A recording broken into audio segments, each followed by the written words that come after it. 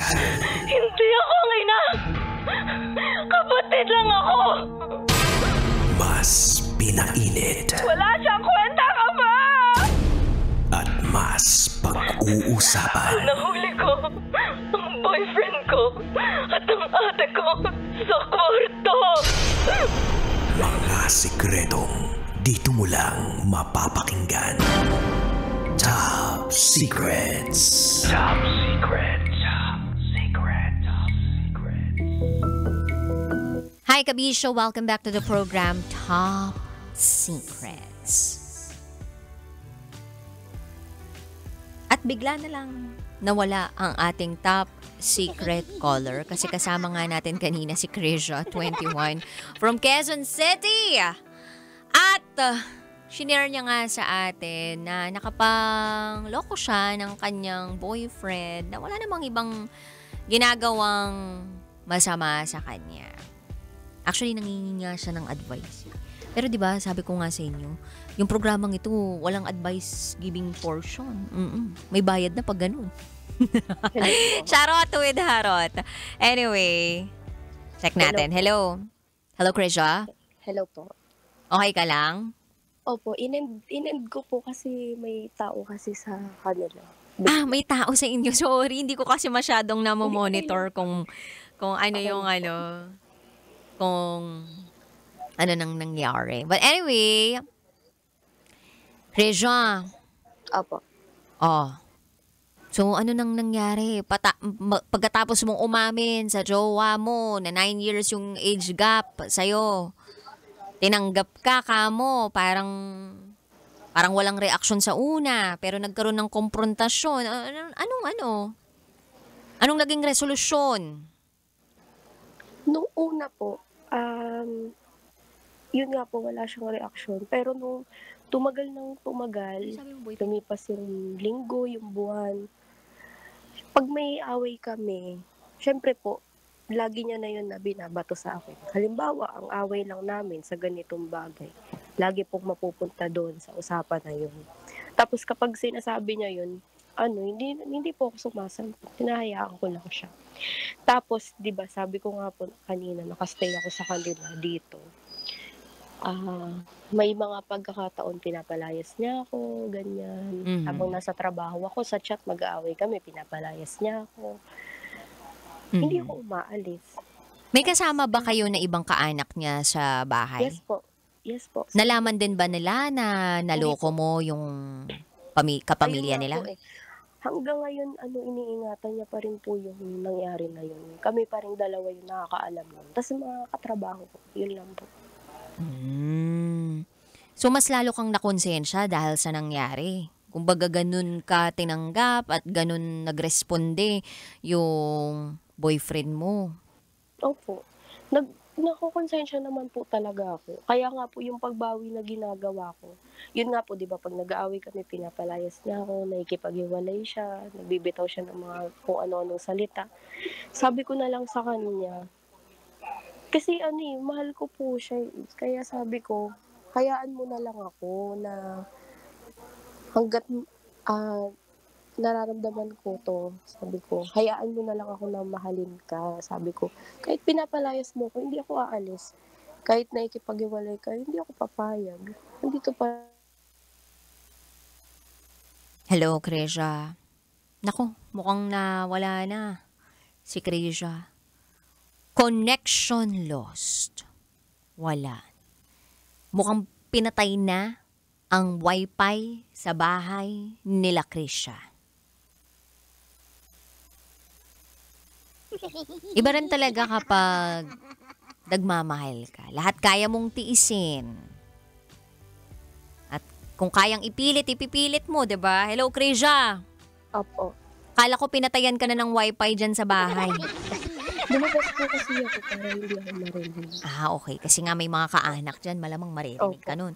Okay. O tapos, so kahit na pinapalayas ka, nag-i-stay ka pa din. Pero alam mo naman sa sarili mo din na mahal ka nitong boyfriend mo. Opo, alam ko po talaga. Kasi ako, alam ko may ugali din ako. Kaya kapag sabi niya nga sa akin, kapag kunwari, may simpleng tampuhan, tapos namumura ko siya ganyan o napagsasalbahian ko. Hindi niya matanggap na may kasalanan ka na nga sa akin, gaganyanin mo pa ako. Kaya doon siya napupuno, doon siya sumasabog, doon kami nag-aaway. Ganun po. Eh di ba Pero kapag minsan napatawad mo na, pag napatawad mo na, 'di ba, dapat hindi na i-bring up 'yon. hindi ko siya masisisi DJ Rocky kasi po, 'di ba nga sabi ko rin po kanina, galing ako dun sa long term sa tatay ng mga anak ko. Niloloko rin ako nun. Kahit nagkakapatawaran kami nun, naaalala ko pa rin, hindi niya ako masisisi. Kaya ngayon po na ako yung nakagawa ng kasalanan sa ibang tao, hinahayaan ko siya na ganun siya. Iniintindi ko siya kasi kumbaga po sa madaling salita, nanggaling rin kasi ako doon, kaya hindi ko siya masisisi. So anong plano ninyong dalawa? Like tuloy-tuloy lang ang inyong relasyon? Opo, tuloy-tuloy lang po. Minsan nga sinasabi ko sa kanya na, gawin mo na lang din kaya yung ginawa ko. Para quits na lang din, para tapos na.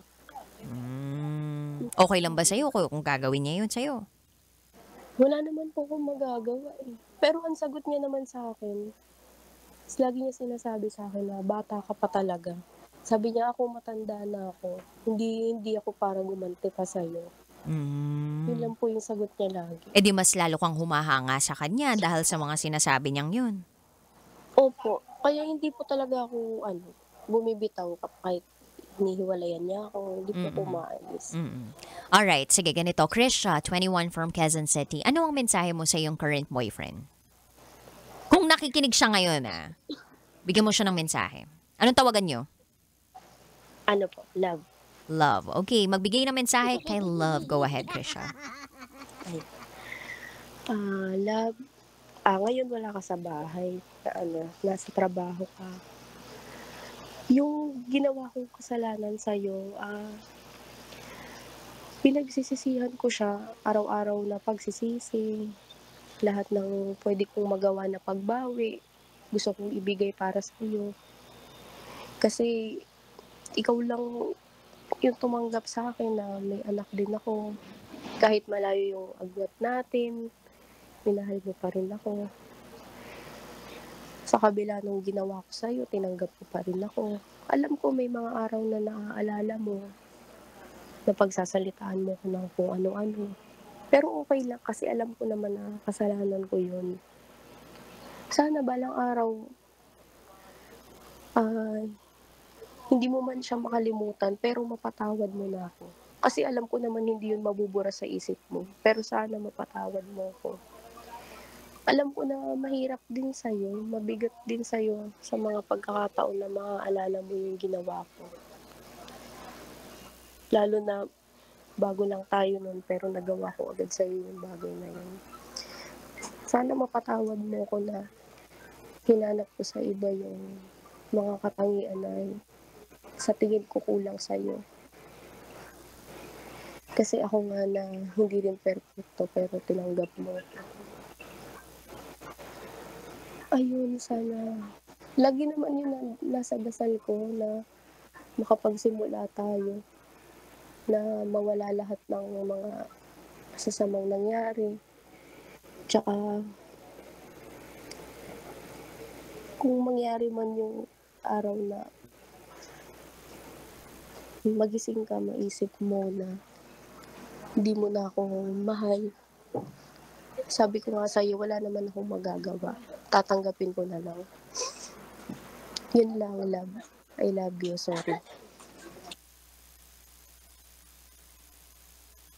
Thank you so much, Krisha, sa pagbabahagi ng yung top secret. Alam mo, itong programa na ito, hindi ka naman talaga mabibigyan ng advice. And I'm sure na yung nagdaang lesson na yun sa buhay mo ay baon-baon mo habang nabubuhay ka at habang lumalaki yung mga anak mo at habang nag-grow ka sa mundong ito.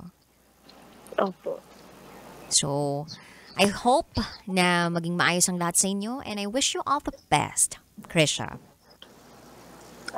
Thank you for trusting this program and thank you for trusting me. Salamat, good night, and God bless. Salamat po.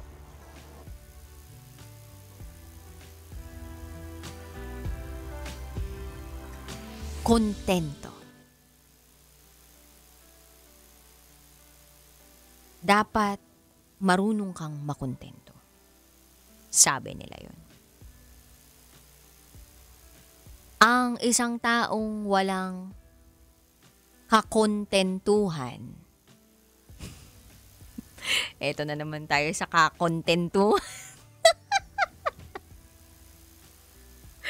Kakontentuhan. Oh, meron bang Tagalog word na ganon? Hindi ko sure pero pakinggan nyo maigi Ang taong walang kakontentuhan sa buhay, hindi magiging masaya kailanman. O pwede rin naman, ang taong walang kakontentuhan, maghahanap ng kakantuhan.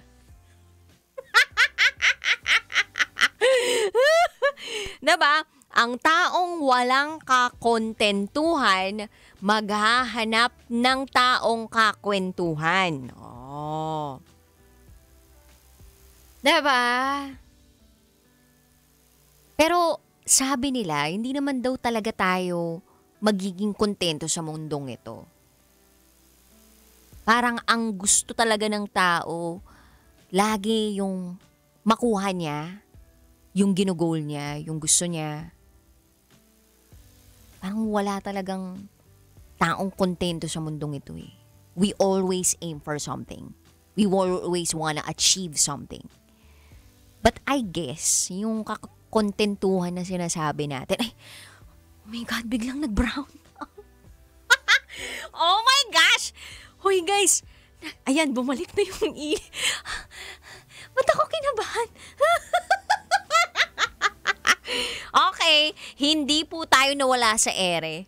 Nagdilim lang yung ilaw dito. Medyo mahirap po yung maging host ng ganitong oras kasi mag-alas 12 na po ng madaling araw tapos biglang pumapatay lahat ng ilaw. So parang syempre nakakashock, 'di ba, nakakabigla. So nasa na nga, ano nga yung pinagsabi ko kanina? So sabi nga nila, wala naman daw talagang taong hindi makokontento. Wala naman daw talagang tao sa mundong ito ang makokontento. So lagi at laging merong hindi makokontento. The thing is that we have to switch our perspective or mindset. Na oo, hindi tayo makokontento in terms of our character, in terms of our growth as a human being. Pero in terms of relationship, you have to help your partner grow. Hindi yung hahanapin mo siya agad sa ibang tao. Yung ganun, sabi nila yun Hindi sa akin ang galing yun Wala lang, nabalitaan ko lang. Hindi, pero kapag open talaga yung communication mo sa partner mo, nagkakaunawaan kayo, naintindihan niyo yung bawat isa, hindi mawawala yung away, hindi mawawala yung hindi pagkakaunawaan, pero kayang-kayang malampasan ang lahat ng pagsubok sa buhay, basta na pag-uusapan. So sa mga kabisyo po natin out there na gustong tumawag sa ating programa, sa aking programa, Top Secrets, pwede naman, pero bukas na, ha? Pinapatayan na nga ako ng ilaw dito. Nagbabayad naman po kami ng bill namin sa kuryente, Anyway, may pambayad naman kami, Bakit? Anyway. Alas 9 ng gabi hanggang hating gabi ulit tayo magsasama. Kapiling ang Basa Princess ng Love Radio. DJ Raketera ang tagapagprotekta ng inyong pinakatatagong sekreto. And you are listening here sa 90.7 Love Radio. Kailangan pa bang i-memorize yan? Basic. Good night, people.